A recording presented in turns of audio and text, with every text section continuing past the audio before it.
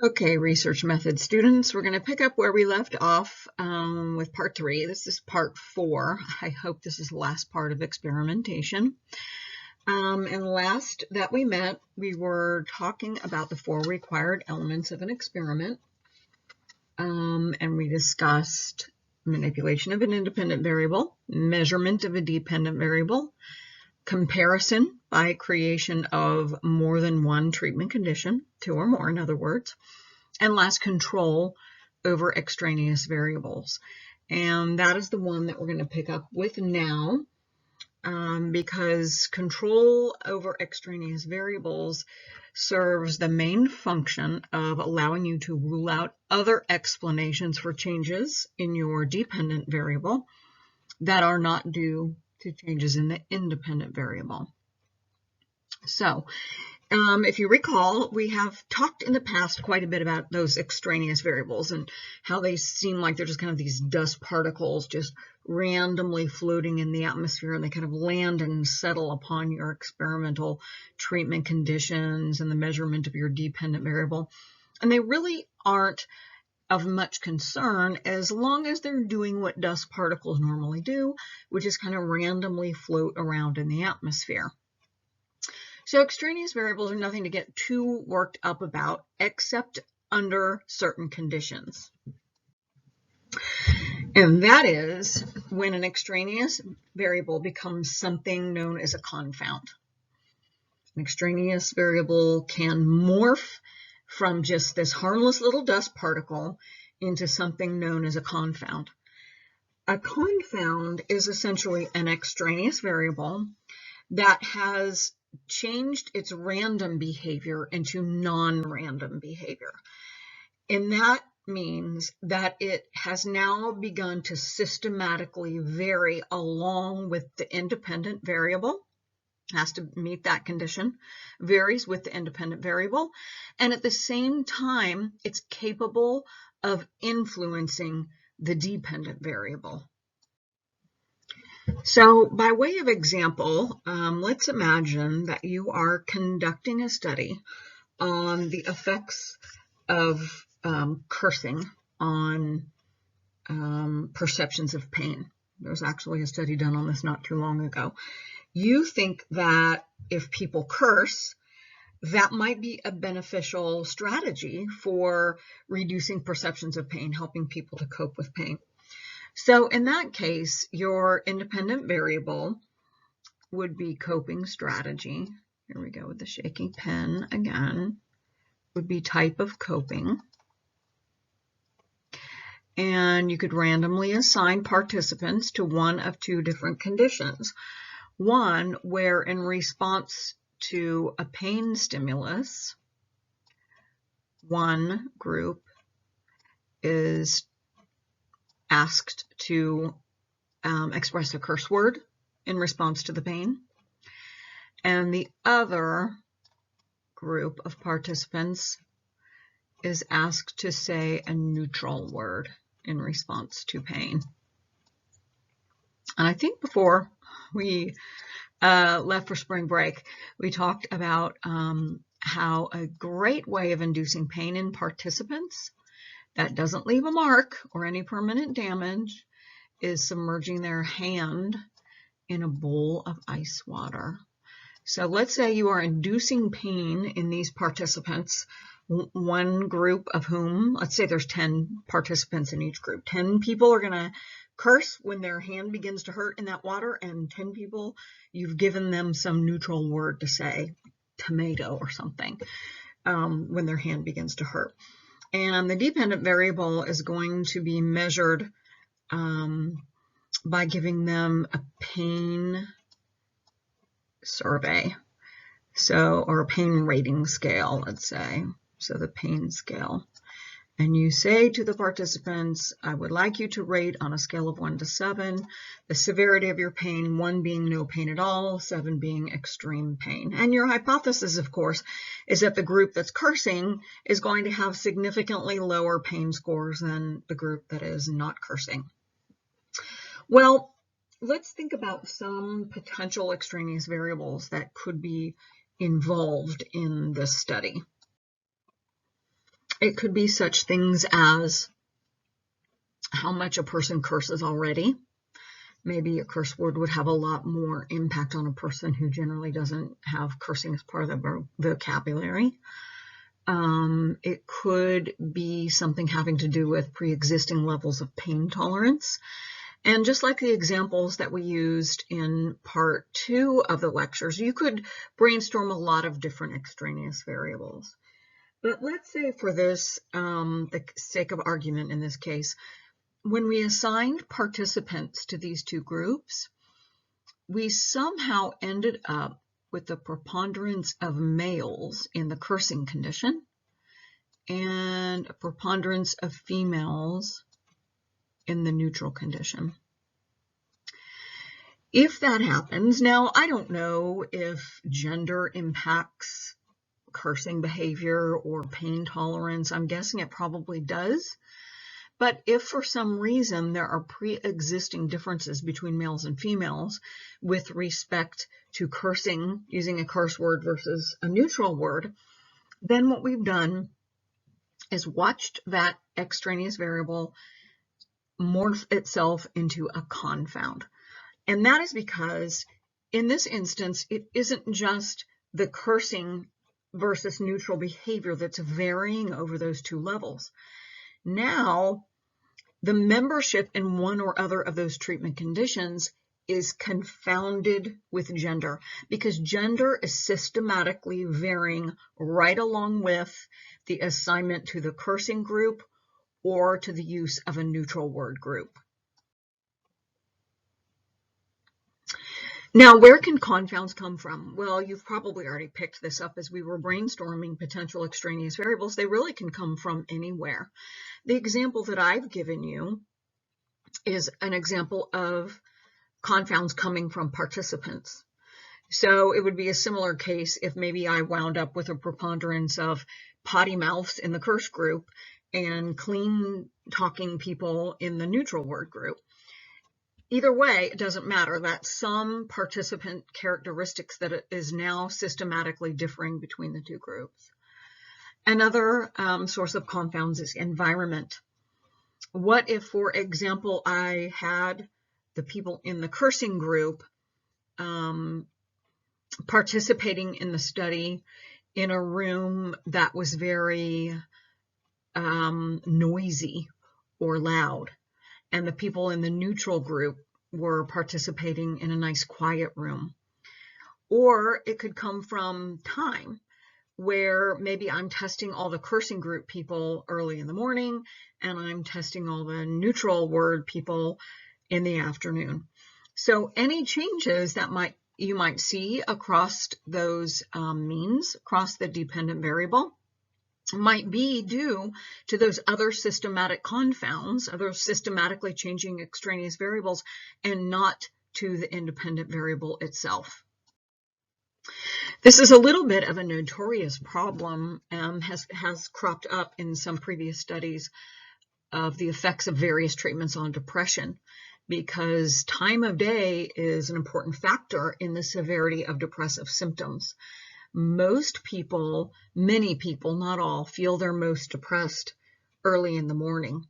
And so if for some reason you were to assign participants who had early morning appointments at your clinic into one treatment condition, so you assign them in order, and now all the morning appointment patients are being assigned to one condition and all the other later arriving patients are going into another condition, now you've created a confound because you've confounded treatment with the time of day of the patient's appointments.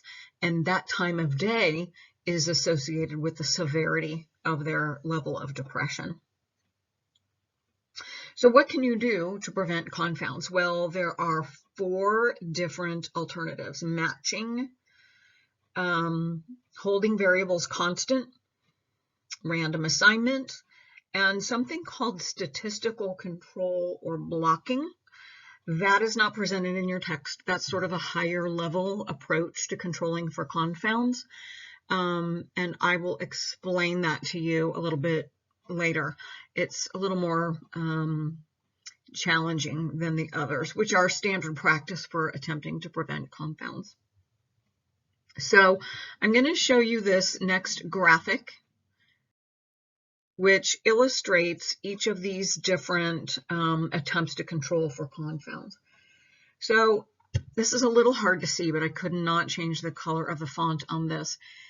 In that very leftmost column, you can see that gender is confounded. So in the example that I gave you of using a curse word to try to help people cope with pain, if that were my experiment, here's treatment 1, there's the cursing condition, and treatment 2, the non-cursing condition. You can see I have way more females in one treatment and way more males in the other. So in that instance, gender is confounded with the coping strategy, which is cursing versus neutral word. So that is where you run into a problem. So one alternative would be for you to use a relatively easy strategy, which is holding gender constant. Now you do this by stopping gender from varying at all. So now gender cannot vary along with the independent variable over the treatment conditions, because in option B that you see there, all the males have been eliminated, and you are conducting the study only on females, thus leaving gender no longer free to vary. So now you couldn't say that any differences in pain scores based on coping strategy have nothing to do with gender, because it was only women that you used. And conversely, you could use only men if you chose to. Either way, you would be holding gender constant, and it would be no longer free to vary. C, which is the third option, is called a matching strategy. And in a matching strategy, you assign participants to groups, making certain that the characteristic that you are trying to eliminate as a confound is represented equally in both treatment conditions. So as I'm assigning participants to group in option C, if I choose a man for treatment condition number 1, I need to make sure for every man in treatment condition 1, I'm assigning a man to treatment condition number 2. For every woman that's assigned for treatment number 1, I'm going to make sure there's a woman represented in treatment condition number 2. And I can do this on any characteristic. It doesn't have to be gender. In fact, gender might be irrelevant to many different independent variables, and maybe doesn't impact the dependent variable at all. So it could be any characteristic whatsoever. Now, the benefit of using C over B is that with B, you're going to run into a little bit of a problem with external validity. So remember when we talked about generalizing findings to a population from a sample, if your sample is comprised of only women, you're going to be hindered in your ability to generalize those findings to men. And you're going to have the same problem if you use only men and eliminated the women. Now, you could do 2 different studies, one for women and one for men, but of course that requires more time and details. So for that reason, depending on the study and the hypothesis, you might want to consider matching gender, although that might not always be possible, in which case you would be required to use B. And then the next option is D, gender randomized. Now, we've talked before about random selection, which refers to the way in which participants are chosen or selected from a target population and put into the sample. Well, once your participants are in a sample, you have to make determinations about how they will be assigned to the groups. And a very important strategy for experimental studies is using random assignment, in which each participant has an equal opportunity of being selected for either of those treatment conditions. So in this example study that you're looking at, each participant should have a 50-50 chance of winding up in treatment condition 1 or treatment condition number 2. The point being that you're relying on probabilities to distribute that characteristic roughly equally across the conditions. Now, you may or may not get that goal. It's possible that even using random assignment, you could have wound up with all the men in one group and all the women in another group. However, the beauty of random assignment is that it's relying on probabilities, not just to distribute gender in this example, but to distribute all other characteristics of those participants that might effectively become or could potentially become confounds. Random assignment is essentially a very good strategy, sort of your ace in the hole, I guess you could say, your go-to strategy if you're concerned about confounds and you aren't fully aware of what they all might even potentially be. So the last strategy that I mentioned was called statistical control or blocking.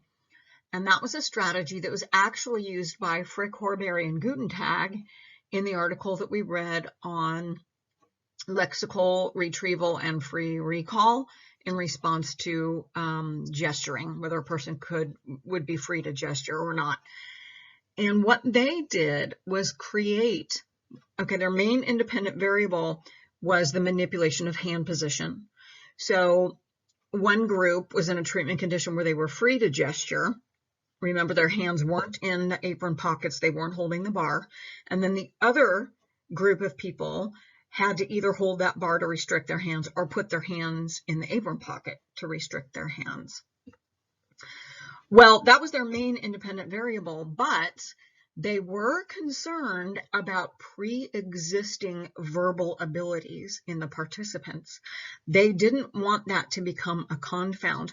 In other words, they didn't want one group to be disproportionately filled with people who were very verbal, and the other group to be disproportionately filled with people whose verbal skills were not very good. So they used those verbal SAT scores as a second independent variable, then did a statistical analysis. Okay, they actually used both of the variables together in one analysis where verbal skill and ability was one independent variable and hand position was a second independent variable. What they were hoping to find, and what they did find, was no significant difference between those with high verbal abilities and low verbal abilities, because if they had, that would have suggested to them that they had a potential confound. Okay, sorry about that. Let me restate that. They did find that people with higher verbal abilities recalled more words than people with lower verbal abilities, but they did not find a significant interaction between the two. Had that interaction been significant, then they would have had a problem on their hands and they would have had to deal with that confound. Oh, I forgot this was in there. This was from last semester.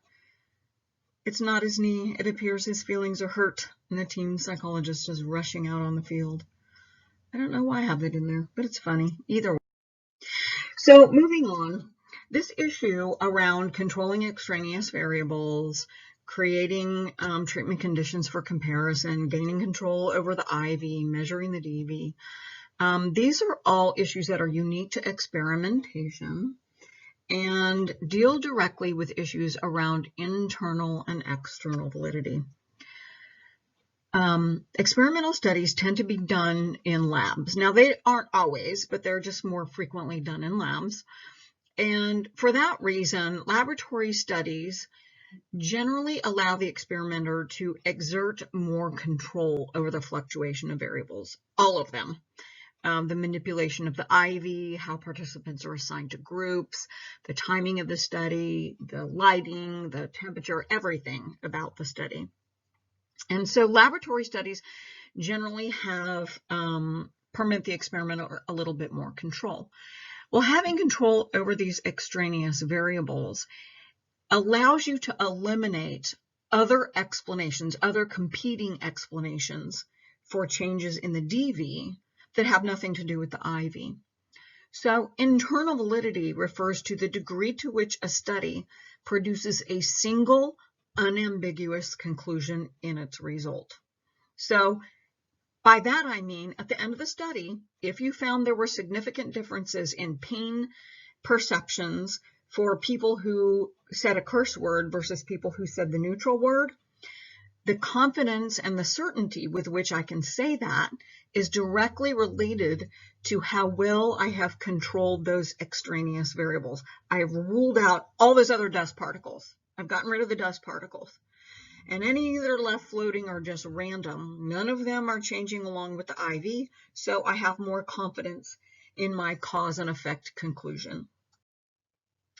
This is, of course, in contrast to external validity that we learned about mainly in the chapter on selecting participants. That's the degree to which you can generalize your findings outside of your study.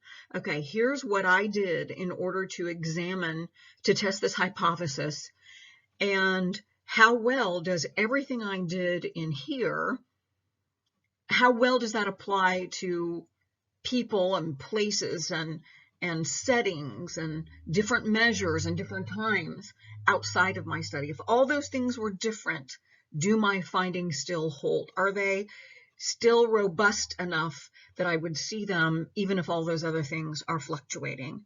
So external validity, external meaning, of course, outside, is the degree to which the results of the study can be applied outside of the study. Now, there are a couple different ways that you can make an effort to increase both with experimentation. And let me just say that with experiments, because they're done in labs and experimenters are usually exerting tight control over those variables, the more tightly you control those variables, the more it begins to look, or I should say, the less and less it begins to look like the real world.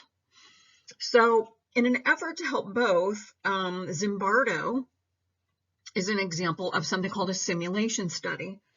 And a simulation study occurs when you bring elements of the real world into the lab. So in his prison study, he set up that little prison scenario in the basement of some psychology building with uniforms and jail cells and people who were assigned these various roles, and that's called a simulation. So you've tried to increase the external validity by making the inside of your study look more like the real world.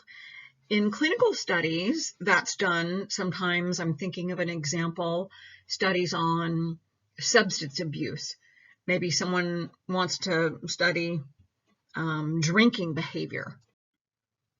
And so they've set up a mock bar in their laboratory, and it has all of the environmental elements that might be present in a bar, with the same lighting and music and the bartender and people milling around. And that's the effort to exert that control over variables while at the same time making it look like the real world. And then field studies are the opposite, where you take the lab out into the real world. So you see those occurring a lot in social psychology studies, like studies regarding bystander apathy, where perhaps you create a scenario where you would elicit bystander behavior from people. And that's taking the lab into the real world. The relationship between internal and external validity is an inverse one. And that is, the more tightly you control variables and eliminate competing explanations, the less likely the findings of your study are going to robustly apply to the external world. In real life, for example, people who are depressed also have anxiety. They also have relationship issues a lot of times, depending on the severity. Maybe they have employment issues. Sometimes they have health problems related to weight loss or being sedentary. And so even if you're studying something like depression, the real world is messy. So to the extent that those variables come in and start influencing your study, yeah, those patients or those participants are going to look like real depressed patients, but they're going to have all these other characteristics that clutter everything up. So if you try to eliminate those, I'm going to only permit participants in my study who have severe levels of depression, who have no other mental health issues, who don't have relationship problems or employment problems, and I'm going to keep those all the same.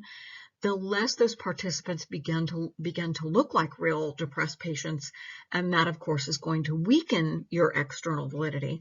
Although it's such a clean, nicely controlled study that if you find significant differences at the end of your study, you can be very confident in your cause and effect conclusions. So what's more important? It depends on your goals. Do you want to be able to apply your findings outside of your study, or do you want to be confident in your cause and effect conclusions? Rules of thumb include implement some good standard controls, try to use a large N. And then last, we're not going to talk about this in great detail. This is a slide that tells you about where to go for more information. If you want more information on between and within subtypes of experimental designs, between subjects designs are addressed in Chapter 8. Within subjects designs are addressed in Chapter 9. If you want to know more about internal validity, you can look at Chapter 6. I think it's page 165, although if it's not, it's close to that because I can't remember if I changed that with this new edition or not. But all of these different things can enter into the experimental conditions and influence the outcomes. In particular, these things create confounds: assignment bias, history, statistical regression, maturation, testing effects, differential attrition, communication between groups. You can read about those. You don't have to memorize those. And then last, I wanted to mention a strategy for controlling confounds that are unique. This is unique to within subjects designs. And that is that you vary the order in which participants experience the treatment conditions. So going back to our example of assigning participants to either the swearing group, there's the cursing or swearing group, and the neutral word group. If I created a between subjects design, I would randomly assign each participant to only one of those treatment conditions. Participant number 1 through 10 was supposed to swear. Participant 11 to 20 was supposed to use the neutral word. If I use a within subjects design, participants numbers 1 through 20 all get both treatment conditions. So they're all asked to put their hand in the cold water and swear, rate their pain, and then they're asked to say the neutral word with their hand in the cold water, rate their pain.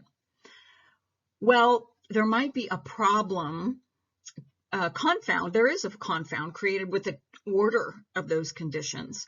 And so for that reason, you're going to want to perhaps expose half of your participants to the swearing condition first, and then half of your participants to the use of the neutral word first.